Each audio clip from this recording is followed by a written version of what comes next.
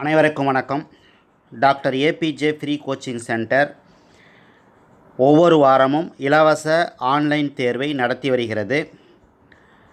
அந்த வகையில் 14வது டெஸ்ட், அந்த வினாத்தாளில் இருக்கக்கூடிய கணித வினாக்களுக்கான விடைகளை இந்த வீடியோவில் பார்க்கலாம். இப்போ முதல் கேள்வி, கியூப் ரூட் ஆஃப் 40, முன்னாடி பார்த்திங்கன்னா ஒரு 2 இருக்குது. 2 into cube root of 40,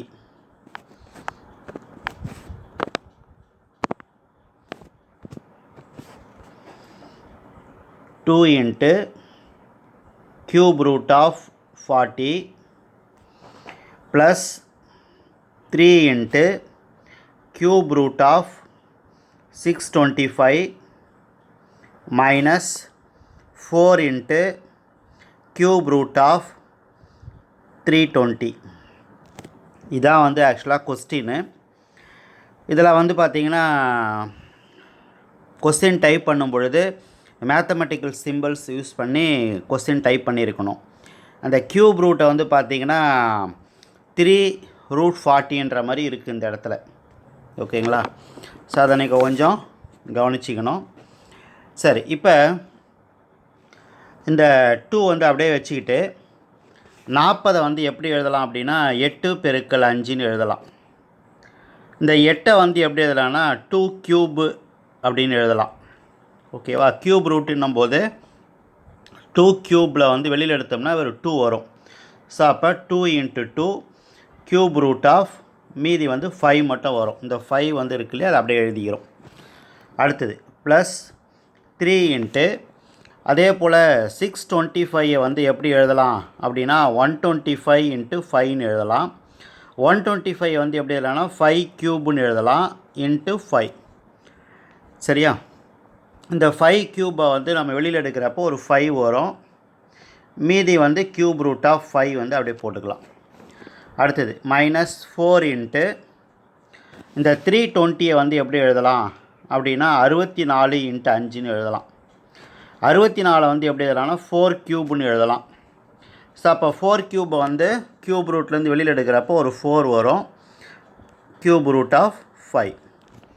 right. இப்போ இந்த இடத்துல 2யும் பெருக்குனா 4. ஓகேவா? அடுத்தது இந்த 3யும் 5யும் பெருக்குனா 15. இந்த 4யும் பெருக்குனா 16. எல்லாத்துலேயுமே இந்த கியூப் ரூட் 5, கியூப் ரூட் 5 இருக்குது. அதனால் இந்த கியூப் ரூட் 5 நான் காமனாக வெளியில் எடுத்துட்டா இந்த 4 3 5 5 4 19, நாங்கள் 16. 19ல் 16 போச்சுன்னா 3. ஓகேவா?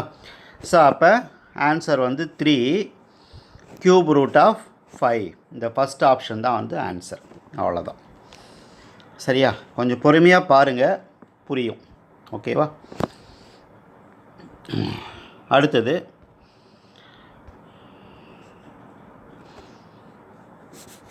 ரெண்டாவது question.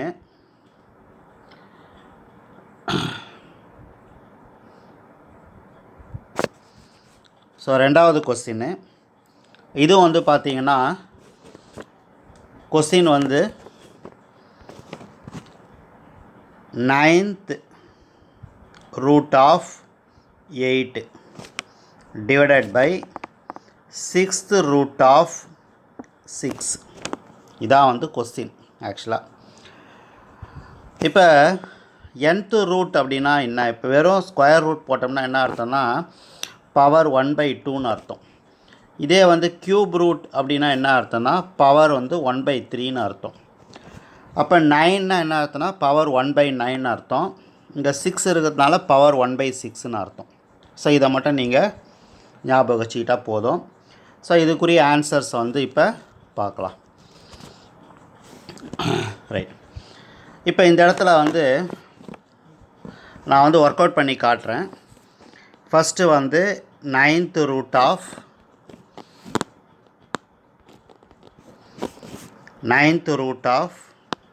8 divided by 6th root of 6. இதான் நம்ம கண்டுபிடிக்கணும். ஓகேவா? சரி, இதை எப்படி எழுதலான்னா பவர் 1/9 எழுதலாம், டிவைடட் பை 6 பவர் 1/6ன்னு எழுதலாம். சரி, இப்போ நான் வந்து இங்கே கீழே 9 இருக்குது, இங்கே வந்து 6 இருக்குது. இந்த 9க்கும் 6க்கும் வந்து எல்சிஎம் என்னன்னு பார்த்தீங்கன்னா 18. அப்போ நான் இதை எப்படி எழுதுறேன் அப்படின்னா 8ன் அடுக்கு எனக்கு வந்து கீழே வந்து 18 வரணும். ஸோ அப்போ மேலே 2ஆல் போட்டுக்கிறேன், கீழே வந்து 18ன்னு போட்டுக்கிறேன். இப்போ இதை நீங்கள் சுருக்குனீங்க அப்படின்னா 1/9 தான் வரும், மதிப்பு வந்து மாறாது. அதே போல் 6ன் அடுக்கு கீழே எனக்கு 18 வரணும் இல்லையா, அப்போ 3ஆல் பெருக்கணும். ஸோ அப்போ 3/18 அப்படின்னு நமக்கு கிடைக்குது. சரி, இப்போ இதை வந்து எப்படி எழுதலாம் அப்படின்னா 8 ஸ்கொயர் பவர் 1/18 எழுதலாம். அதே போல் கீழே இருக்கிறத வந்து எப்படி எழுதலாம்னா 6ன் அடுக்கு 3 பவர் 1/18 எழுதலாம். சரி, இந்த 8 ஸ்கொயரை வந்து எப்படி எழுதலாம் அப்படின்னா 64ன்னு எழுதலாம், இல்லை 8 × 8ன்னு எழுதலாம். ஸோ இந்த இடத்துல பாருங்கள் 8 × 8, இந்த 6 கியூபை வந்து 6 பெருக்கல் 6 பெருக்கல் 6ன்னு எழுதியிருக்கிறோம். அடுத்த ஸ்டெப்பில் என்ன பண்ணியிருக்காங்கன்னா சுருக்கியிருக்காங்க. ஸோ வந்து 6ஐயும் 8ஐயும் அடிக்கிறீங்கன்னு வச்சுக்கோங்களேன். ஸோ 3 2 6, 4 2 8. அதே போல் 3 2 6, 4 2 8. அடுத்து இது 3 2 6, 2 2 4. ஸோ 4 2 8 மேலகத்தை பெருக்கிக்கிறோம். கீழே வந்து 3 × 3 × 3 27ன்னு ஆகிடும். சரியா? சரி, 8ஐ வந்து எப்படி எழுதலாம்னா 2 கியூப்னு எழுதலாம், 27ஐ வந்து 3 கியூப்னு எழுதலாம். ஸோ மறுபடியும் என்ன செய்கிறோம், அந்த 3ஐ வந்து என்ன செய்கிறோம், அந்த 3யும் 18ம் கேன்சல் பண்ணால் 1/6 அப்படின்னு நமக்கு கிடைக்கும். ஸோ அப்போ 1/6னா 6th ரூட்டுன்னு அர்த்தம். அப்போ 6th ரூட் ஆஃப் 2/3 இதான் வந்து ஆன்சர். சரியா? கொஞ்சம் கஷ்டமாக தான் இருக்கும், பொறுமையாக பார்த்தீங்கன்னா வந்து புரியும். அடுத்தது cube root of 1024 power -2. So question வந்து பார்த்தீங்கன்னா கியூப் ரூட் ஆஃப் 1024 பவர் -2. ஓகேவா? இதை வந்து நம்ம எப்படி எழுதலாம்னா cube root of a power -m வந்து எப்படி எழுதலாம்னா 1/a பவர் mன்னு எழுதலாம். ஓகேவா? ஸோ அது போல் 1/1024 பவர் 2 அப்படின்னு சொல்லி எழுதலாம். ஓகேவா? சரி, இப்போ இந்த 1024 வந்து எப்படி எழுதலாம் அப்படின்னு பார்த்தீங்கன்னா 2ன் அடுக்கு 10ன்னு எழுதலாம். 2ஐ வந்து 10 முறை பெருக்குனீங்க அப்படின்னா 1024 வந்து வரும். ஓகேவா? ஸோ அப்போ கியூப் ரூட் ஆஃப் 1/2 பவர் 10 மேலே வந்து 2. ஸோ அப்போ கியூப் ரூட் ஆஃப் 1/10 × 2 20 இல்லையா, 2ன் அடுக்கு 20 அப்படின்னு நமக்கு கிடைக்குது. ஸோ இந்த 2ன் அடுக்கு 20 வந்து நான் எப்படி எழுத போகிறேன் அப்படின்னா 2ன் அடுக்கு 18 தனியாகவும் 2ன் அடுக்கு 2 தனியாகவும் எழுத போகிறேன். ஸோ கியூப் ரூட் ஆஃப் 1/2ன் அடுக்கு 18 × 2ன் அடுக்கு 2. சரி, இந்த 18ஐ வந்து எப்படி எழுத போகிறேன் அப்படின்னா 1/2 பவர் 6 பவர் 3ன்னு எழுதலாம். பவர் மேலே பவர் இருந்தால் மல்டிப்ளை பண்ணிக்கணும், அது ஒரு ரூல் இருக்குது. அப்போ 18 வந்து 6 பவர் 3 அப்படின்னு சொல்லி எழுதிக்கிறேன், இன்ட்டு 2 ஸ்கொயர். இது வந்து கியூப் ரூட்டில் இருக்குது. ஓகேவா? சரி, இப்போ அடுக்கு 3 முறை வந்துச்சுன்னா அது வெளியில் எடுக்கிறப்ப ஒரு முறை தான் வரும். 2 பவர் 6 3 முறை இருக்கு இல்லையா, அப்போ வெளியில் எடுக்கிறப்ப 1/2 பவர் 6.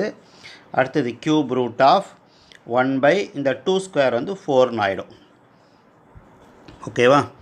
2 பவர் 6னா 2 வந்து 6 டைம்ஸ் பெருக்கணும், அதை பெருக்குனா 1/64ன்னு ஆகிடும். 1/64 கியூப் ரூட் ஆஃப் 1/4 அதான் வந்து ஆன்சர். ஓகேவா? அடுத்தது find the GCD of y³ + 1 × y³ - 1.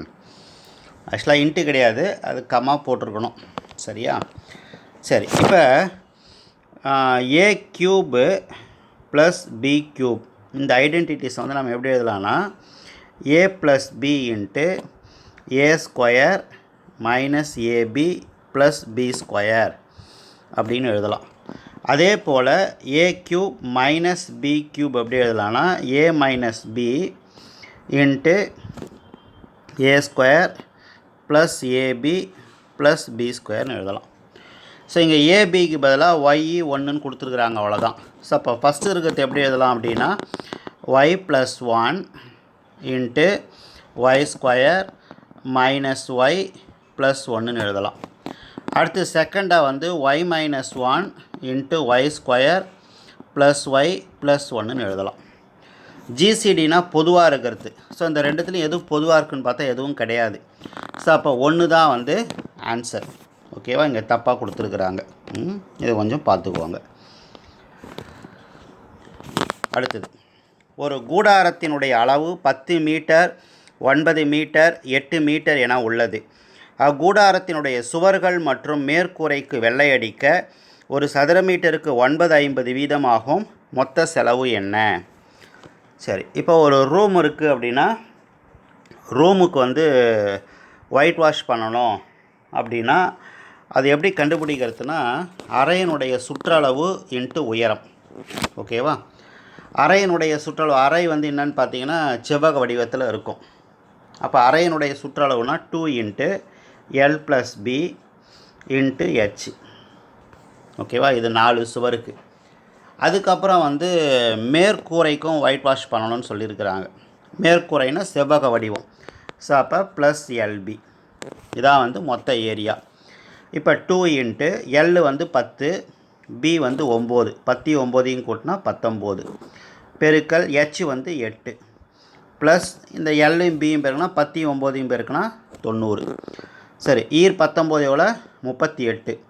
38 8ஆல் பெருக்கிறோம், அது கூட 90 வந்து கூட்டுறோம்.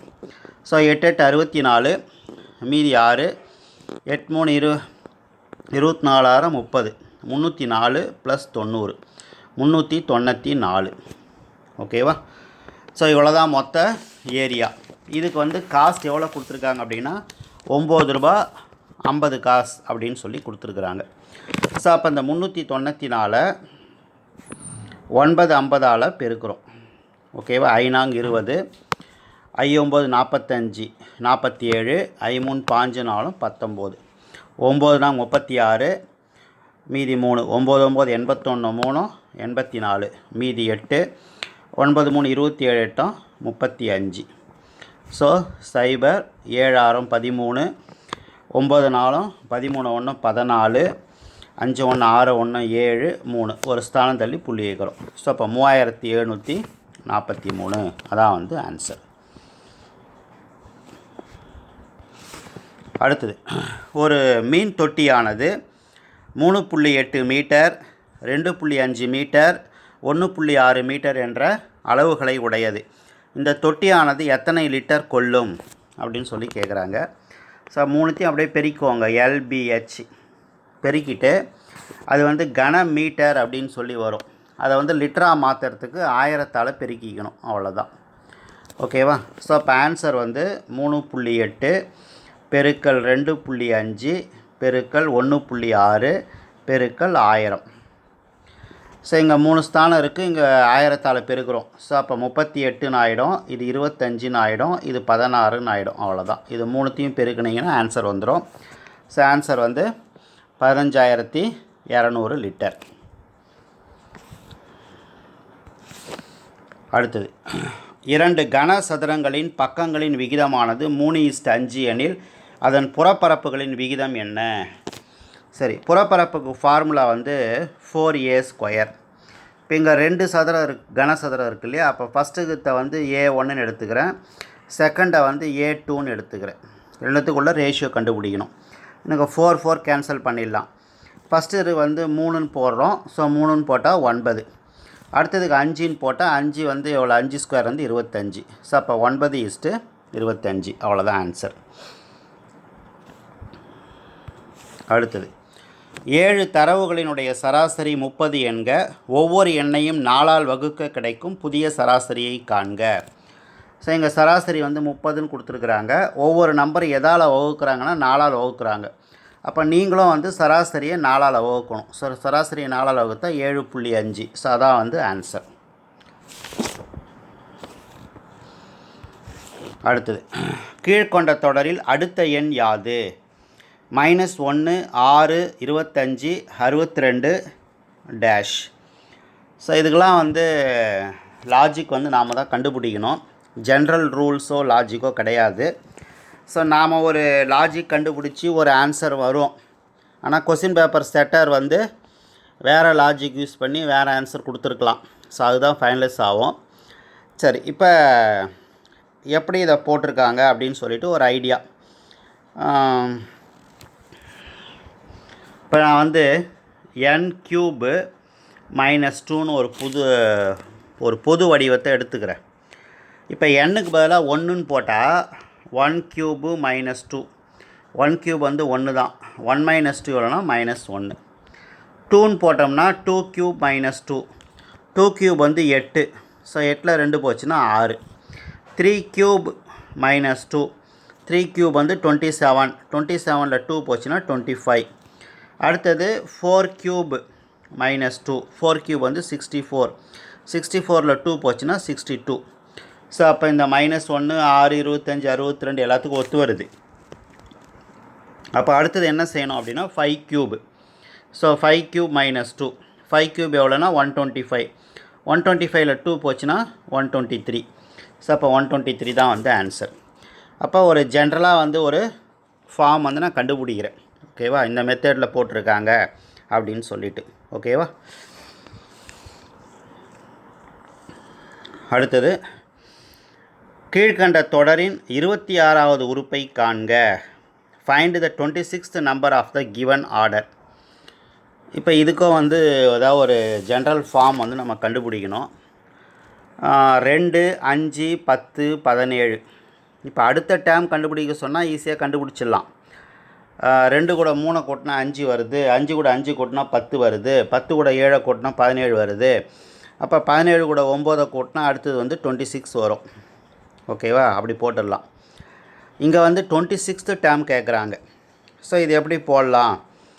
இப்போ நான் வந்து n² + 1ன்னு ஒரு ஃபார்ம் வந்து எடுத்துக்கிறேன். 1 போட்டால் 1² + 1 எவ்வளோ ஆச்சு? 2. 2² + 1 எவ்வளோ ஆச்சு? 4 + 1 5. 3² + 1 போட்டோம் அப்படின்னா 9 + 1 10. அடுத்தது 4² + 1 போட்டோம் அப்படின்னா 16 + 1 17. ஸோ எல்லாமே கரெக்டாக வருது.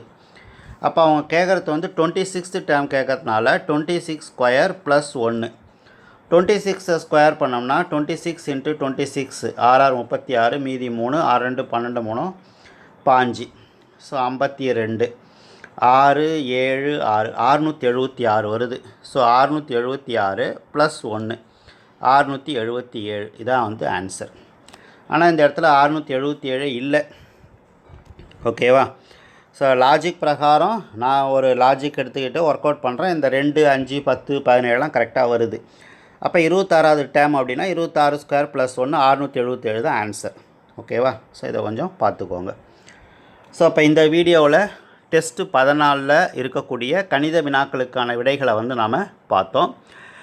இதே போல் ஒவ்வொரு வாரமும் நடைபெற இருக்கக்கூடிய தேர்வு வினாத்தாளில் இருக்கக்கூடிய கணித வினாக்களுக்கான விடைகளை வந்து நாம் வீடியோவாக வந்து பதிவிட்டிருக்கிறோம். ஒவ்வொரு வீடியோவையும் வந்து முழுமையாக பாருங்கள், குறிப்பிடுங்கள். தேர்வில் வெற்றியடைய வாழ்த்துக்கள். மற்றும் ஒரு வீடியோவில் சந்திப்போம். நன்றி, வணக்கம்.